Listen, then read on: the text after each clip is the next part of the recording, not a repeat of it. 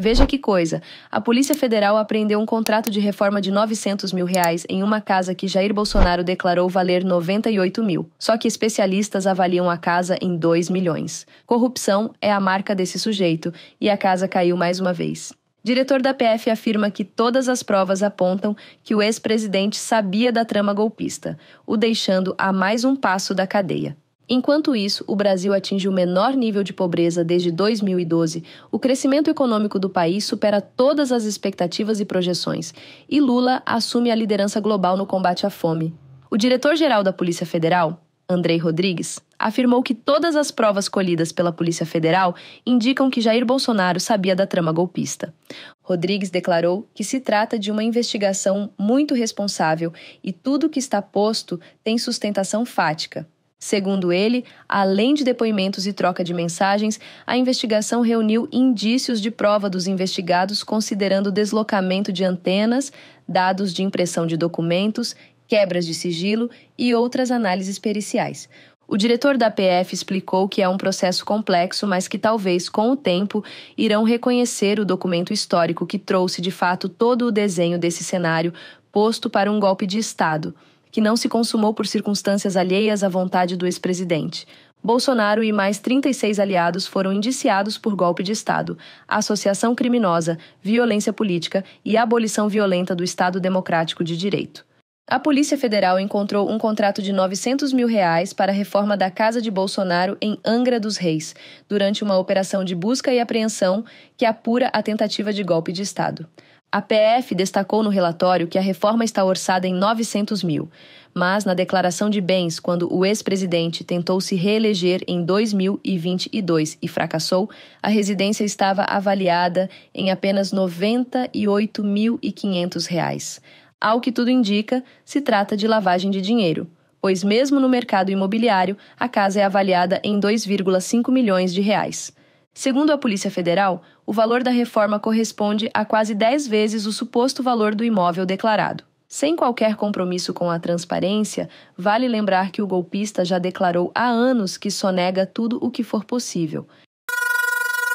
O presidente do Tribunal de Contas da União, Bruno Dantas, afirmou que o orçamento público precisa ser transparente e rastreável. Ele também elogiou as decisões que têm sido tomadas pelo Supremo Tribunal Federal sobre o assunto. O ministro Flávio Dino liberou as emendas parlamentares travadas desde agosto, mas com regras mais rígidas. Agora, além do destino do orçamento ser mais transparente, também deverá respeitar um teto de gastos. Segundo Dantas, o cidadão precisa saber como o dinheiro, que é produto do pagamento dos impostos, vai ser investido. E, portanto, o TCU, que tem a responsabilidade de auditar e fiscalizar a execução orçamentária, deve aplaudir as decisões tomadas pelo Supremo. Muitos parlamentares ficaram insatisfeitos com as novas regras impostas por Dino, por trazer uma série de exigências não previstas e que pode acabar com a mamata de muitos deles.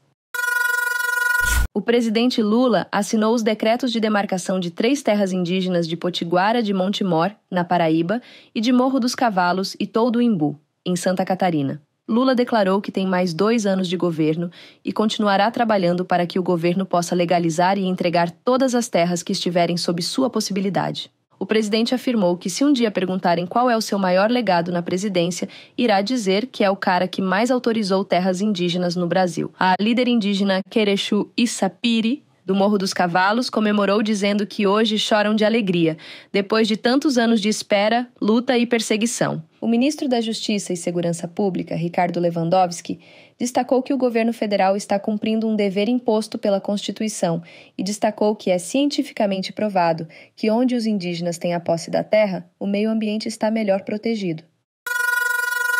Dados do IBGE de 2023 apontam que o Brasil alcançou os menores níveis de pobreza e extrema pobreza da série histórica, iniciada em 2012 pelo IBGE. Entre 2022 e 2023, 8,7 milhões de pessoas saíram da pobreza no país. O número total caiu de 31,6% para 27,4% da população, o menor desde 2012. É a primeira vez na série que o percentual fica abaixo de 30%. No mesmo período, 3,1 milhões de pessoas saíram da extrema pobreza. O percentual recuou de 5,9% em 2022 para 4,4% em 2023. Também é a primeira vez que a taxa fica abaixo de 5%. O ministro da Fazenda, Fernando Haddad, comemorou a notícia e elogiou a ação do governo para priorizar a erradicação da miséria e da fome no país. Segundo Haddad, conseguir fazer isso em menos de 2 anos é algo muito importante e que um país sem miséria e sem fome é a primeira providência que qualquer Estado deveria almejar.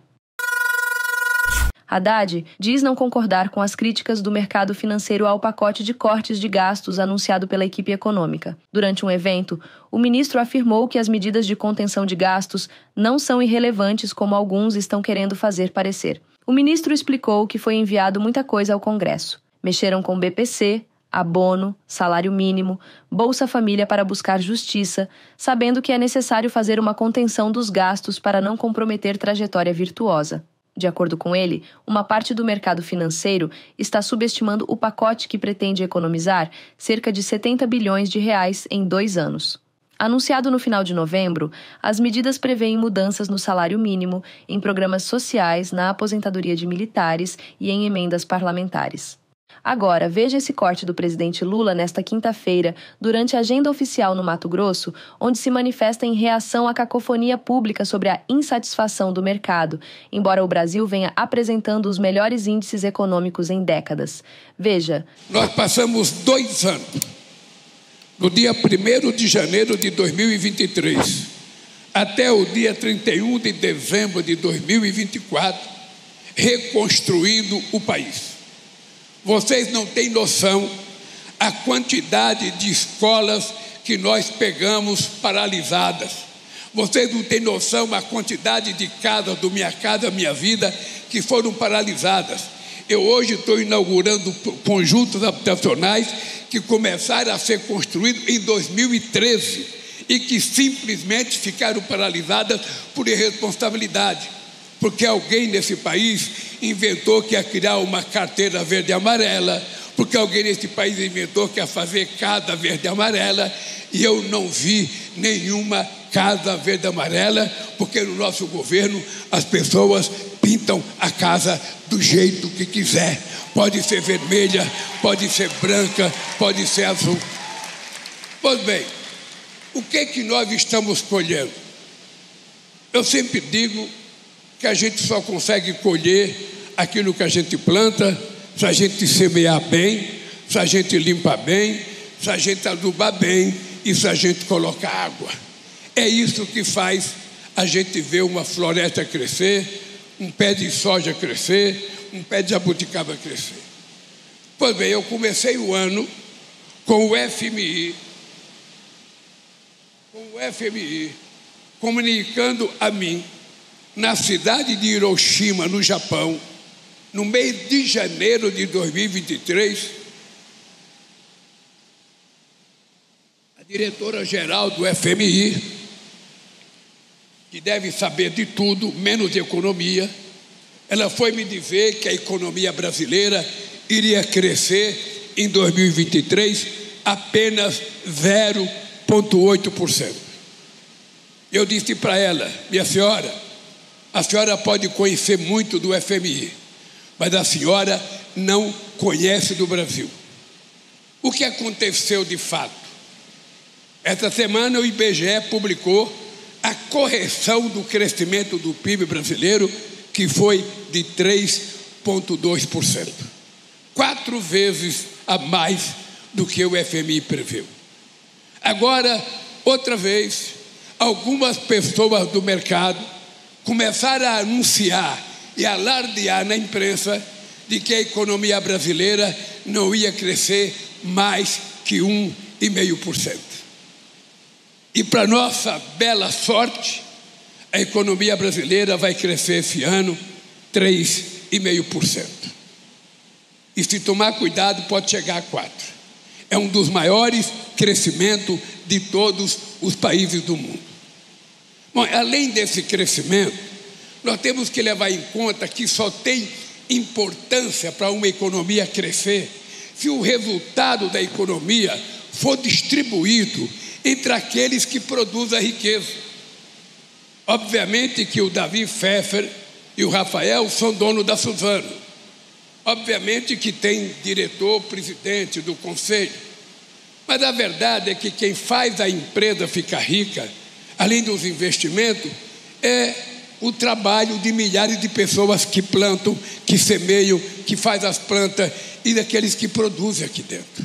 Então essas pessoas têm o direito de participar do resultado do crescimento. É o mínimo que a gente pode fazer, porque senão este país já cresceu 14% na década de 70, quando o Delfim Neto era ministro da Fazenda, e quando a gente foi aferir, o povo estava mais pobre. Porque o crescimento tem que ser distribuído para que as pessoas possam ter a massa salarial crescendo. E outra coisa que eu tenho sorte é que a massa salarial cresceu 11,9%. É o maior crescimento da massa salarial desde que a gente está medindo. Além disso, a gente resolveu fazer com que esse crescimento seja combinado com o aumento do salário mínimo. E eu tenho dito, Davi, eu tenho dito sempre, governador, que é importante que o empresário, na hora de pagar salário, muitas vezes ele acha que o salário é muito alto. Puxa vida, eu estou pagando para um soldador muito salário, eu estou pagando para uma moça que planta árvore muito salário, eu estou pagando para a moça que trabalha no comércio muito salário. E eu tenho pedido aos empresários que quando eles olharem os seus trabalhadores, para eles não acharem que estão pagando muito, eles têm que olhar o trabalhador como seu consumidor, porque todo empresário acha que a coisa mais importante na face da terra é o seu consumidor. E se ele, ao invés de olhar o pagamento de salário caro, ele tem que entender que aquele salário que ele está pagando vai criar um consumidor que vai comprar o produto que ele fabrica. E quando o trabalhador vai comprar o produto que ele fabrica, o comércio vai vender, a fábrica vai crescer, vai gerar mais emprego e todo mundo ganha. Essas foram as notícias do canal da Mídia Ninja.